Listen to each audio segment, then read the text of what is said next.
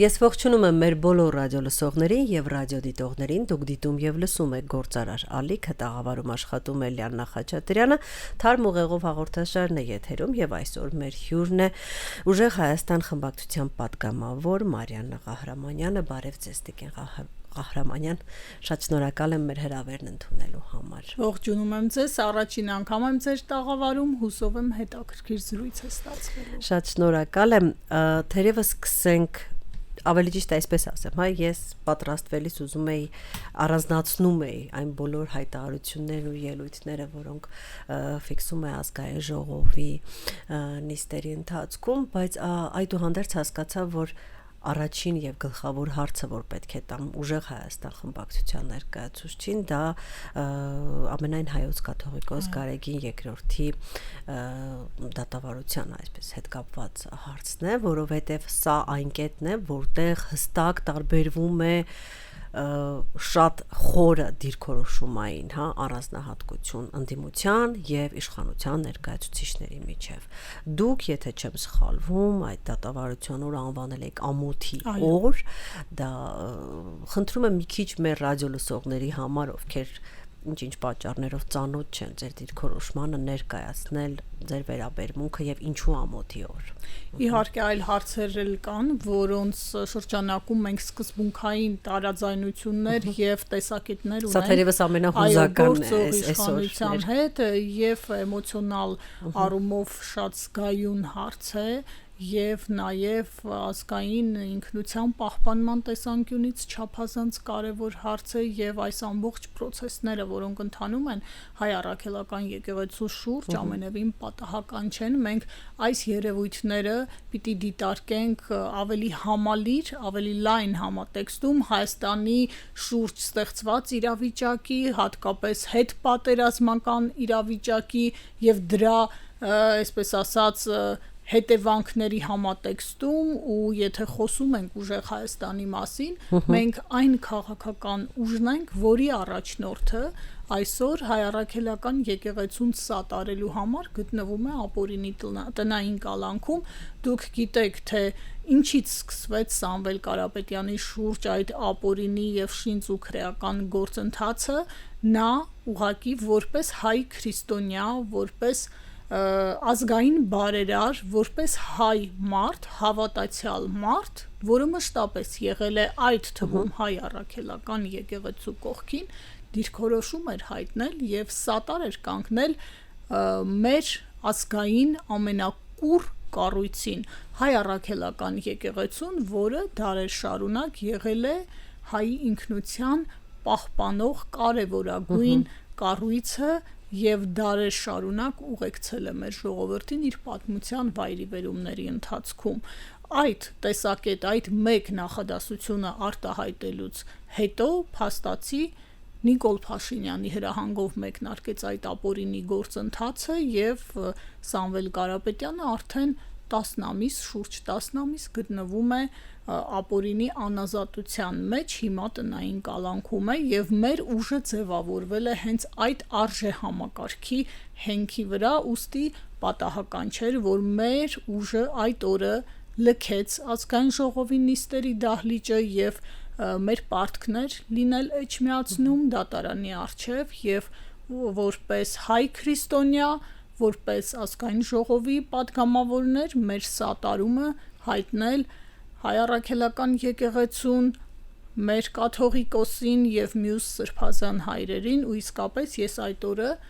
ԱԺ հայտարարեցի, որ սա ամոթի օր է, որովհետեւ չլսված մի բան է տեղի ունենում, գործող իշխանությունը նախ հատում է սահմանադրությամբ իրեն տրված լիազորությունները։ Դուք գիտեք, որ Հայաստանում պետությունը անջատ է եկեղեցուց, հայ առաքելական եկեղեցին ինքնուրույն կառույց է, ինքնաբավ կառույց է եւ գործադիր իշխանությունը ոչ մի լիազորություն չունի եւ սահմանադրությամբ արգելված է, որպեսզի նա որևէ կերպ միջամտի եկեղեցական գործերին։ Իսկ այդ դատավարությունը հենց բուն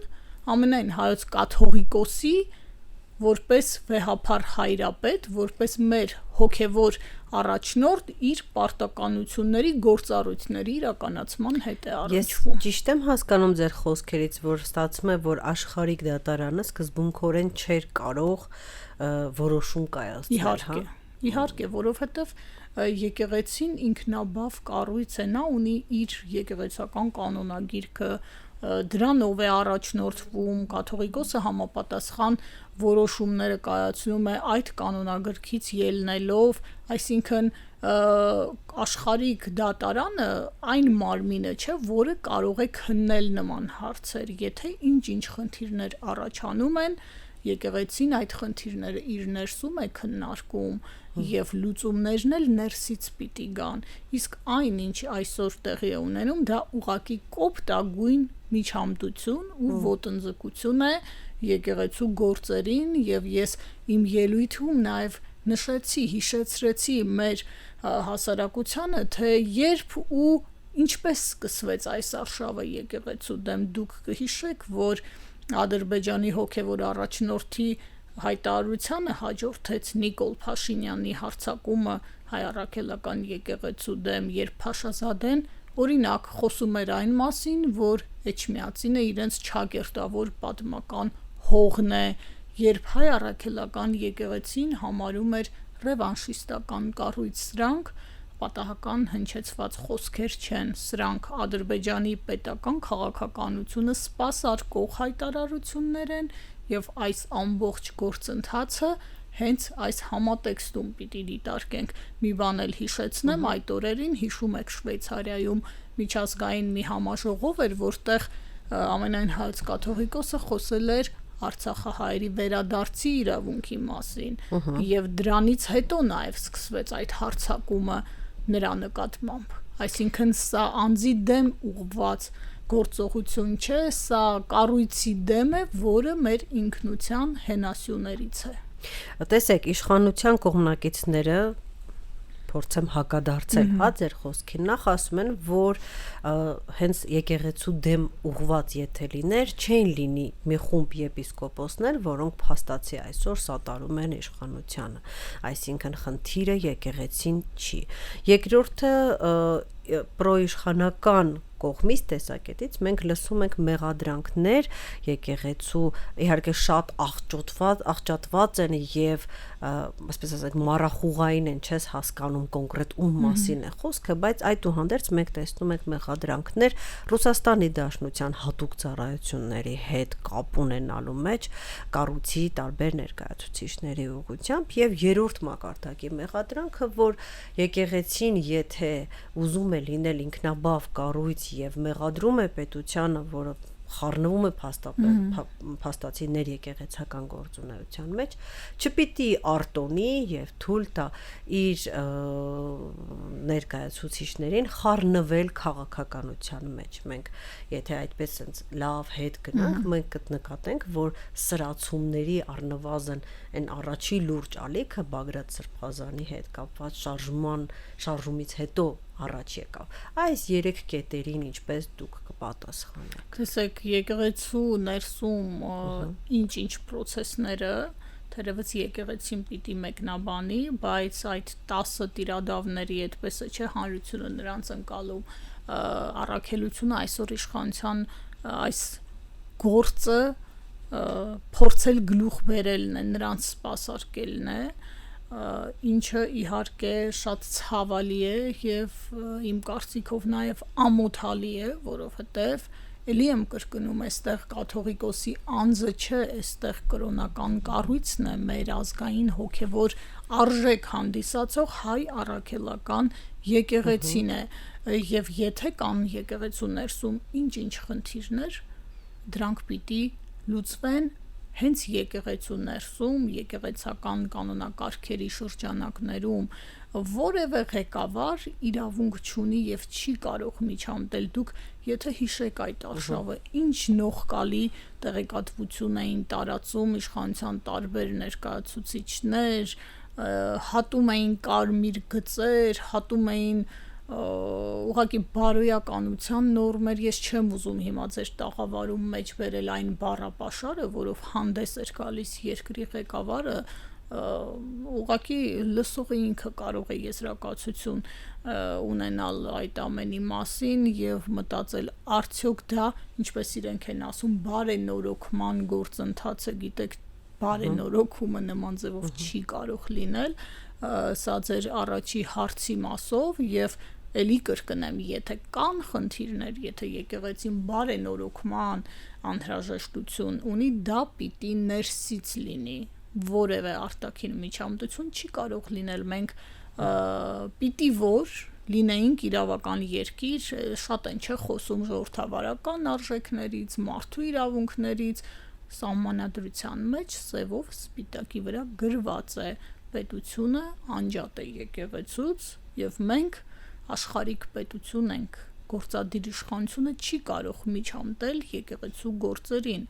ինչ վերաբերում է տարբեր կապերի, տարբեր առնչությունների մեղադրանքներին, այդ մասով կարծում եմ համապատասխան մեկնաբանություններ տրվել են եւ Մայրաթորից եւ եթե խոսում եք ռուսահայոց թեմից ու դրանց անդրադառնալը ուղղակի անիմաստ է, ձեր երրորդ հարցը սրբազան պայքարի վերաբերյալ Բագրատ arczepiskopos Գալստանյանը սառեցրել էր իր հոգևոր ծառայությունը եւ Մայրաթորը պաշտոնապես երբևէ չի ներգրավել այդ գործընթացում, իսկ Բագրատ Սրբազանը հայ է, Հայաստանի քաղաքացի է, կարող է ունենալ դիրքորոշում, կարող է արտահայտել այդ դիրքորոշումը եւ արտահայտել է օրենքով չարգելված բոլոր միջոցներով։ Շատ լավ, դերևս անցնենք այլ թեմաներին, ուժեղ Հայաստանը այսօր ազգային ժողովի ամենամեծ ընդդիմադիր ուժն է, ձեր ուժի ի հայտ գալով փոխվեց, հա, ազգային ժողովի ամբողջ տեսքը եւ ենթադրում եմ, որ կփոխվի նաեւ բովանդակությունը, որքան առնվազն ինձ մոտ կա այսպիսի տպավորություն, որ ձեր կուսակցությունը հակված է որոշ հարցերում այդուհանդերձ համագործակցել իշխանության հետ ի բարօրություն Հայաստանի Հանրապետության։ Ինչպիսի պրոյեկտների նախագծերի տեսլական ունեք, այսինքն ինչով եք եկել ազգային ժողով։ Թույլ տվեք ձեզ մի փոքր ուղղել իշխանության հետ համագործակցության մասին խոսք լինել չի կարող, մենք մեր օրակարգը չենք փոխել, մեր օրակարգի գլխավոր հարցը, ինչպես հայտարարել ենք, շարունակում է մնալ Հայաստանում մեծ փոփոխությունը, այս իշխանության հեռացումը, ինչ վերաբերում է մեր օրակարգին, այդ օրակարգը բազմիցս մեր կողմից հնչեցվել է, մենք եկել ենք, որպիսի հնարավորության սահմաններում բերենք այդ փոփոխությունները եւ մինչեւ այդ մեծ փոփոխությանը հասնելը փորձենք բարելավել Հայաստանի քաղաքացիների կյանքը, ինչ վերաբերում է ազգային ժողովի միջավայրին, այո, մենք նոր քաղաքական ուժ ենք եւ փորձում ենք նաեւ նոր մշակույթ բերել Հայաստանի քաղաքական դաշտ, որը զերծ է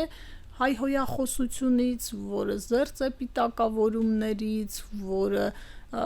զերծ է անիմաստ եւ դատարկախոս քննարկումներից, մեր թիմում գործի մարդիկ են եւ մեր ամբողջ ներուժը իսպաս ենք դնելու, որպեսզի իսկապես արդյունք ապահովենք։ Ես նաև ուզում եմ ասել, որ մեր աշխատանքները շարունակվում են նաև խորհրդարանից դուրս, մինչև ազգային ժողովի մեկնարկը, դուք հավանաբար հետևել եք եւ տեսել եք, որ մենք թիմով շրջում էինք Հայաստանի մարզերով, գյուղերով, լսում էինք մեր քաղաքացիների խնդիրները եւ փորձում էինք դրանց լուծումներ տալ։ Գիտեք, հարցեր են, որոնք մենք չէ որ պիտի լուծեինք, այդքան շահարկված եւ իշխանության կողմից այդքան չարչրկված կոմբայնի հարցը 4-5 գյուղի բնակիչների գյուղացիական աշխատանքների սեզոնին հոգսը թեթևացնում է այդ տեխնիկան,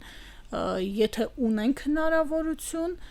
մենք կարող ենք մեր ներդրումը ունենալ, ինչու չանենք, հիմա այդ տեխնիկան կանգնած է գյուղում եւ այն հնարավոր չէ շահագործել, որովհետև խոչընդոտներ են ստեղծվում դրա համար։ էլի այդ բարեգործական սահմանափակումներն են մեջտեղ գալիս, քանի որ համայնքային ընտրություններ են շուտով, բայց մարդիկ սպասում են շուտով հունձը մեկնարկելու է եւ գյուղացիները փաստորեն անելանելի վիճակում են։ Մյուս խնդիրը էլի այլ գյուղերում, ես հիմա խոսում եի Լոռու մարզի գյուղերի մասին, գիտեք, տարական հարցեր են, օրինակ լուսացույցի տեղադրման հարց, որը էլի լուծելի է։ Մարդիկ ասում են խաչմերուկին պիտի լուսացույց լինի, որ վթարներ չլինեն։ Դրանք պարզագույն հարցեր են, որոնք կարելի է լուծել, ուղղակի համապատասխան օղակները պիտի աշխատեն։ Ու այսպիսի խնդիրները բազմաթիվ են ու բազմազան։ Հիմա ծանրաբեռնված աշխատանքի շրջան է, երբ խորհրդարանական աշխատանքները կավարտվեն, մենք անկասկած շարունակելու ենք մեր մարզային այցելությունները, շարունակելու ենք գույքագրել մեր հասարակությանը քաղաքացիներին հուզող խնդիրները ու փորձելու ենք դրանց լուծումները տալ, այդ թվում նաև օգտագործելով падգամավորական մանդատի հնարավորությունները։ Ձեր ուժը ունի հստակ ձևավորած վերաբերմունք հետընտրական ձերբակալությունների հետ կապված, հիշենք Գագիկ Ծառուկյանին, վերջերս էլի տեղի ունեցան ձերբակալություններ, էլի մոտ գտնվող անձանց,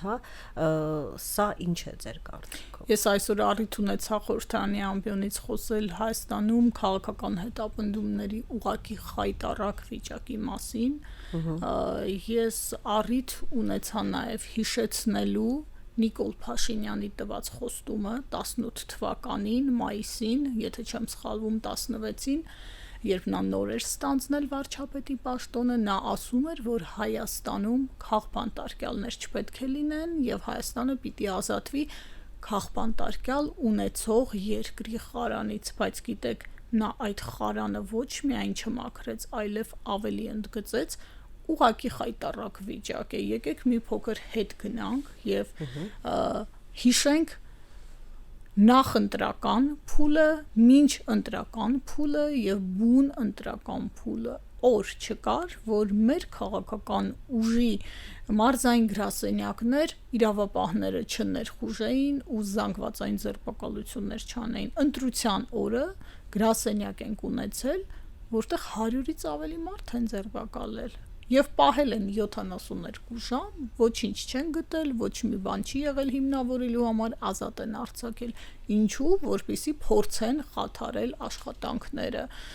Այդ կեղծ շինծուցայնագրությունները, գիտեք, հոլիվուդյան մոտիվներով տեսանկարահանումները, դուք հիշատակեցիք Գագիկ Ծառուկյանի դեպքը, ուղղակի խայտառակություն է, այն գործելավոճը, որով այսօր իրավապահները կատարում են այդ հրահանգները, մենք այո, դա գնահատում ենք որպես քաղաքական հետապնդում եւ ես ցավում եմ, որ մեր իրավապահ համակարգը այսօր պարզապես գործիք է դարձել մեկ անձի ձեռքին։ Բարգավաճ Հայաստանը ստացել էր Հայաստանի քաղաքացիների շուրջ 60,000-ի քվեն, Բարգավաճ Հայաստան խմբակցությունը պիտի լիներ խորհրդարանում որպես երրորդ ընդդիմադիր ֆրակցիա, բայց իշխանության կամքով նրանք չստացան իրենց մանդատները եւ սա ուղղակի խայտառակություն է ու գիտեք երբևէ չլսված, չտեսնված մի բան Հայաստանի քաղաքական պատմության մեջ չի եղել դեպք, երբ մի ամբողջ ֆրակցիա ուղղակի հեռացվի խորհրդարանից։ Իսկ ինչով եք բացատրում հանրության մեջ բողոքի բացակայությունը։ Ես չեմ ասի, որ դուք երևի շտկեցիք ձեր հարցը, որովհետև բողոք կա մարդկանց մեջ, իսկ ով է ասել, որ մարդիկ համաձայն են այս ամենի հետ։ Եկեք փորձենք հանրագումարի բերել ընդդիմադիր ընդհանուր ճակատի ստացած ձայները հասարակության կեսից ավելին են։ Նիկոլ Փաշինյանի քաղաքականությունը առնվազն մեր հասարակության կեսից ավելին չի կիսում։ Նրանց մի մասը իրենց բողոքը արտահայտել են հենց գնալով եւ քվեարկելով ընդդիմադիր որևէ ուժի օգտին։ Մի մասն էլ իմ կարծիքով պարզապես չի մասնակցել ընտրությանը։ Գուցե դաշտում եղած քաղաքական ուժերին էլ չի համակրել, բայց չի ընտրել նաև քաղպայմանագրին։ Սա ցուցիչ է, որի հետ ուզեն, չուզեն պիտի հաշվի նստեն եւ վերջապես այս իշխանությանը չի հաջողվել սահմանադրական մեծամասնություն 50 գումարած 1 ձևավորել եւ սա անհերքելի փաստ է։ Նրանք Բարգավաճ Հայաստանին հեռացրեցին, որպեսզի կարողանան որոշակի առավելություն ունենալ կարևոր պաշտոններ նշանակելու հարցում, գիտեք, գլխավոր դատախազ, նախագահ եւ այլն, բայց սահմանադրական մեծամասնություն չկարողացան ձևավորել։ Սա հենց այն մասին է, ինչի վերաբերյալ ձեր հարցն էր։ Այո, մարդիկ չեն ուզում այս իշխանությանը տալ տոտալ որոշումներ կայացնելու հնարավորություն, հասարակության կեսից ավելին համաձայն չէ եւ մերժում է գործող քաղաքականությունը։ Սահմանադրական փոփոխությունների հետ կապված գործընթացը կարծես թե արդեն կամաց սկսվում է։ Դուք ինչ դիրքորոշում ունեք, ավելի ճիշտ դիրքորոշումը հասկանալի է, ինչ ռազմավարություն եք նախատեսում։ Մենք իհարկե մանրամասն ամեն բան կքննարկենք եւ այդ ամենը կլինի հրապարակային, մենք կհայտնենք մեր տեսակետները։ Նախ հայ ժողովուրդը չի տեսել այդ փաստաթուղթը։ Իրենք ասում են նոր սահմանադրություն ենք գրում, բայց գրում են գաղտնի, գրում են հայ ժողովրդից ծածուկ, թաքուն, դուք գիտեք, որ նախագծի հրապարակման տարբեր ժամկետներ են իրենց կողմից հնչեցվել եւ բոլոր ժամկետները խախտվել են, հարց է առաջանում ինչու, իսկ իմ կարծիքով պատասխանը ակնհայտ է, որովհետեւ դա արտաքին պարտադրված օրակարգ է։ Ադրբեջանը որպես վերջնագիր է ներկայացնում այս իշխանությանը սահմանադրությունը փոխելու հարցը։ Նրանք դա անում են շատ բաց, նրանք դա անում են շատ ուղիղ տեքստով, եթե չեմ սխալվում, Ադրբեջանի նախագահի խորհրդականը Հիկմետ Հաջիևը այսօր թե երեկ էլի խոսել էր այդ մասին։ Ամեն բան այնքան պարզ է, ամեն բան այնքան տեսանելի է, կարծում եմ, այստեղ նույնիսկ մեկնաբանելու հարց էլ չկա։ Այդուհանդերձ ենթադրենք, ենթադրության դաշտ, որ սահմանադրական փոփոխություններ եղան, Ադրբեջանի պահանջը բավարարվեց, ինչ է կարծում դա կբերի առհասարակ ստորագրության որևէ փաստաթղթի, որովհետև ես լրագրող եմ, ես կողքից եմ նայում, իմ տպավորությամբ Ադրբեջանը ամեն բավարարված ինչ որ պահանջից հետո ավելացնելու է նոր պահանջ, պարզապես Բաքուն չունի ցանկություն որևէ թուղթ ստորագրելու։ Ձեր դիրքորոշում։ Տեսեք, էլի հետ գնանք 44-օրյա պատերազմ եւ դրանից հետո գործընթացներ։ Այս իշխանությունը զիջել է ու էլի զիջում է ամեն բան։ Եվ մենք տեսնում ենք, որ այո, ինչպես ասում են, ախորժակը ուտելիս է բացվում եւ Բաքվի ախորժակը չի դադարում, նոր պահանջներ, նոր ցանկություններ են տեղից եւ ցավոք դրանց կատարումը տեսնում ենք այս իշխանությունների կողմից։ Ես եթեներով չեմ ուզում խոսել, եթե ընդունեն, ապա ինչ կլինի։ Ես կարծում եմ, որ մեր հասարակությունը չի կորցրել իմունիտետը։ Ես վստահ եմ, որ մեր ժողովուրդը համապատասխան իրավիճակում իր որոշիչ ձայնը ասելու է։ Այդուհանդերձ պետք է նաեւ մի բան էլ ընդունենք, որ եւ սա ակտուալ է անգամ Նիկոլ Փաշինյանի էլեկտորատի մոտ շատ հստակ, որովհետեւ 2018 թվականին, երբ Նիկոլ Փաշինյանը գալիս էր իշխանության, պահանջներից հենց մեկն էլ սահմանադրական փոփոխություններն էր, որտեղ այն սահմանադրությունը, որը հիմա կա, նախկին իշխանությունների փոխած սահմանադրությունը, որը մեղմ ասած այնքան էլ չի բավարարում շատերին։ Քննադատում էին, բայց ինչպես ասում են, լավ են հական ու չեն հանում։ Այո, դե ինձ թվում է այս կոստյումը յուրաքանչյուր իշխանության համար շատ լավ կլինի, որովհետեւ բավականին հարմար է իշխանությունը պահելու համար, այդուհանդերձ, այսինքն մի կողմից կա պահանջ, տարիներ ձգվող պահանջ սահմանադրությունը փոխելու եւ մի կողմից չկա ցանկություն սահմանադրության, անգամ եթե մենք դա մեր ներքին պահանջով ենք փոխում, որ դա անգամ համընկնի արտաքին պահանջի հետ, եթե անգամ ենթադրենք, որ արտաքին պահանջով չենք փոխում, մեր ներքին պահանջով ենք փոխում։ Եվ այս երկու հակասող երևույթները ես չգիտեմ, որովհետև կա, չէ, անհրաժեշտություն այդուհանդերձ սահմանադրությունը փոխելու, ինչ է կարծում։ Տեսեք, ես ուզում եմ հիշեցնել այն բոլոր խոստումները, այն ծավալը խոստումների, որով գալիս էր այս իշխանությունը, դրանց մեջ առաջինը ու գլխավորը արդարությունը վերականգնելու խոստումներ։ Եթե հիշում եք, բայց եկեք միասին դիտարկենք, ամբողջ այս 8 տարիների, 8 եւ շուրջ 9, տարիների ընթացքում արդյոք այդ խոստումների իրականացման ականատեսը եղավ հայ ժողովուրդը, ամենևին ոչ, եւ այս իշխանությունը գնաց այն ճանապարհով, որը քննադատում էր ու պիտի ասեմ անգամներով կատարելագործեց, ինչ վերաբերում է սահմանադրության փոփոխության պահանջին, ես հիմա չեմ կարող պնդել, որ այդ պահանջի ձեր ներկայացրած ձևով կար մեր հասարակության մեջ, որովհետև Նիկոլ Փաշինյանը քաղաքական գործիչ էր եւ քաղաքական օրակարգ էր առաջ քաշում, այդ թվում նաեւ ձեր հիշատակած ժամանակահատվածում, բայց մի բան փաստ է եւ ակնհայտ, Բաքվի արտաքին օրակարգն է այսօր դրված նրանց սեղանին։ Եկեք էլի հիշենք անցյալի հայտարարությունները, հիշում եք, չէ՞, սահմանադրության փոփոխության այդ խնդիրը ինչպես էր նա փորձում հիմնավորել, երբ օրինակ էր բերում կարմիր հագուստի եւ չէ, հիշում եք այդ հայտնի հարցազրույցը, ինչի հետ էր համեմատում, այսինքն ինչից պիտի հրաժարվենք, տանում էր դեպի անկախության հռչակագիր, ամեն ինչ այնքան պարզ է,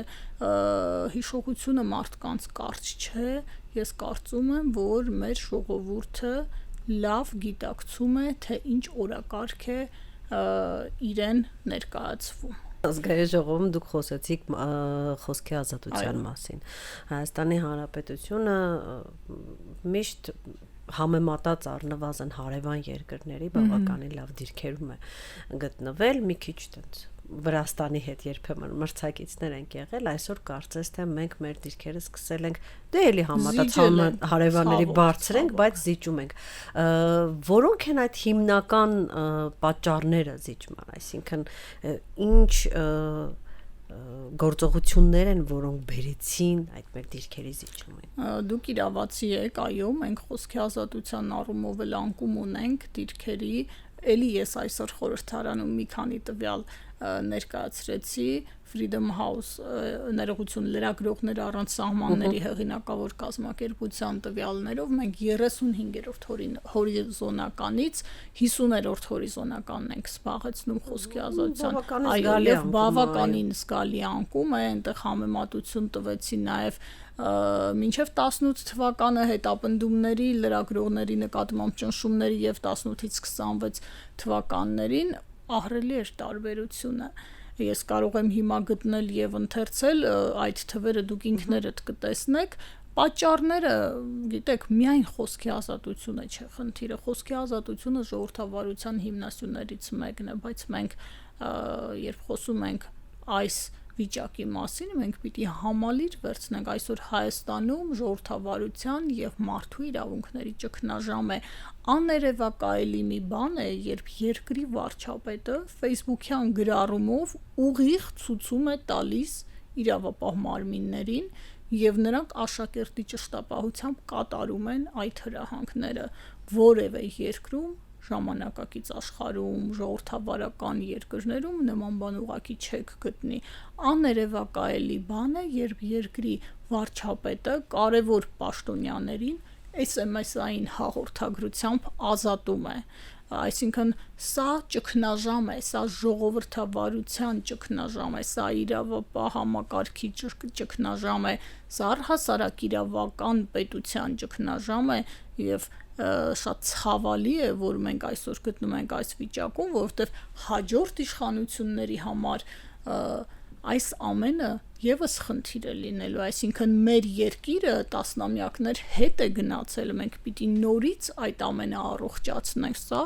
իրավական անվտանգության լրջագույն խնդիր է, երբ մենք խոսում ենք անվտանգության մասին, մենք պիտի լայն համատեքստը վերցնենք, անվտանգությունը միայն երկրի սահմանների անվտանգությունը չէ, արտաքին սպառնալիք չէ, ներքին անվտանգության խնդիրներ կան, եկեք տեսնենք, թե այսօր ինչով են զբաղված իրավապահ մարմինները, նրանք քաղաքական հրահանգներ են կատարում եւ եկեք դիտարկենք հանցավորության դեմ պայքարը մենք այսօր օրը ցերեկով Երևանի փողոցներում տեսնում ենք, թե ինչպես են հրազենով հարցեր լուծում։ Էլի իմ ձեռքի տակ հիմա կա վիճակագրություն, թե որքան է ավելացել հանցավորության վիճակը Հայաստանում։ Ես հիմա փորձեմ գտնել իսկապես աղետալի վիճակ է։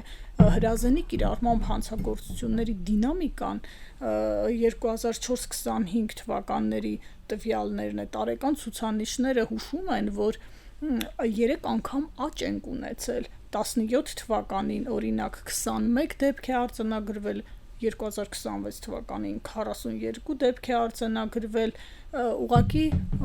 ես չեմ կարող ասել ինչ վիճակ է հիմա տելեգրամյան ալիքներով դուք կարծում եմ ամեն օր լսում եք թե ինչ է կատարվում թմրանյութերի վաճառք եւ այլն անգամ դպրոցներ են հասել այս ամենը ինչ պատճառ ունի պատճառը մեկն է իրավապահ համակարգը չի զբաղվում այն խնդիրներով որոնց լուծմամբ պիտի զբաղվի որովհետև գործում է քաղաքական պատվերի ներքո։ Շատ շնորհակալություն։ Ձեզ շնորհակալություն։ Մեր հաղորդման ժամանակը ցավոք սրտի մոտեցավ ավարտին։ Ես մեր բոլոր ռադիոլսողներին եւ ռադիոդիտողներին հիշեցնեմ, որ դուք դիտում եւ լսում եք Գործարար ալիքը, այսօր մեր հյուրն էր Ուժեղ Հայաստան խմբակցության պատգամավոր Մարիաննա Ղահրամանյանը։ Շնորհակալ եմ։ Ես եմ շնորհակալ։